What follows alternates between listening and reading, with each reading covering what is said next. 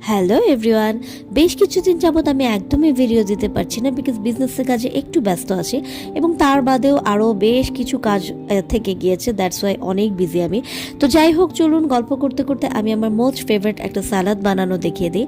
এটা হচ্ছে Russian salad. এখানে আমি চিকেন নিয়েছি, বরবটি নিয়েছি, মটরশুঁটি নিয়েছি, অ্যাপল নিয়েছি, আলু সিদ্ধ করে নিয়েছি এবং সেই সঙ্গে কী নিয়েছি বলেন তো, গাজর। হ্যাঁ, এখানে আলুটাকে সিদ্ধ করে নিতে হবে, অ্যাপেলটাকে ছোটো ছোটো টুকরা করে কেটে নিতে হবে, আর চিকেনটা আপনি চাইলে দিতেও পারেন, নাও দিতে পারেন, বাট আমার চিকেনটা দিলে মজা লাগে। ওকে, তো দ্যাটস ওয়াই হচ্ছে আমি চিকেনটা দিয়ে নিই, আর সেই সঙ্গে আনারস দিয়েছি। তবে আনারসটাই ফার্স্ট আমি দিয়েছি, আনারসটা না দিলে মনে হয় বেশি ভালো হতো, একটু টক টক লাগছিল, দ্যাটস ওয়াই ভালো লাগেনি। তবে এখানে কিন্তু পেঁয়াজ দিবেন না, এখানে একটা হেভি মিল্ক ব্যবহার করতে হবে, সেই সঙ্গে এখানে মেয়োনেজ ব্যবহার করতে হবে।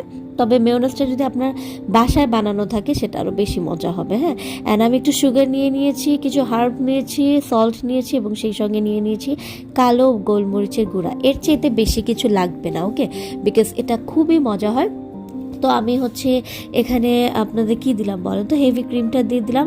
আর হ্যাঁ, এখানে কিন্তু টক দই ব্যবহার করবেন না, হ্যাঁ, তাহলে কিন্তু পানি ছেড়ে দেবে, জিনিসটা নষ্ট হয়ে যাবে। এখানে আমরা এমন কোনো কিছুই ব্যবহার করব না যেটাতে পানি ছেড়ে দেয়, ইভেন শসা পর্যন্ত ইউজ করব না, ঠিক আছে?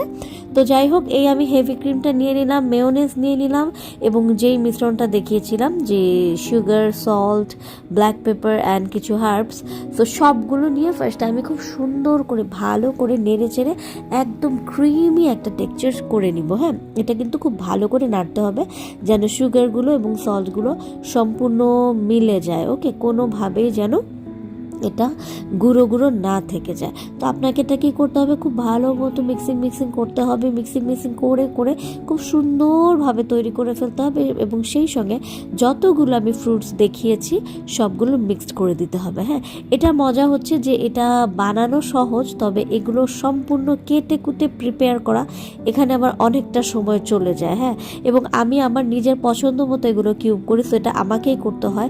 একদিকে বলতে গেলে এটা বানানো সহজ, বাট এটাতে অনেক সময় লাগে। হ্যাঁ, যদি আপনি কাউকে দিয়ে কাটিয়ে নিতে পারেন তাহলে আর কোনো প্রবলেম নেই। আর এত সুন্দর করে কাটিং আসলে আপনি চাইলে সালাদের যে মেশিনগুলো থাকে সেগুলো তো আপনি চাইলে করে নিতে পারেন, বাট আমি বলবো হাতে করে নিলে বেশি ভালো।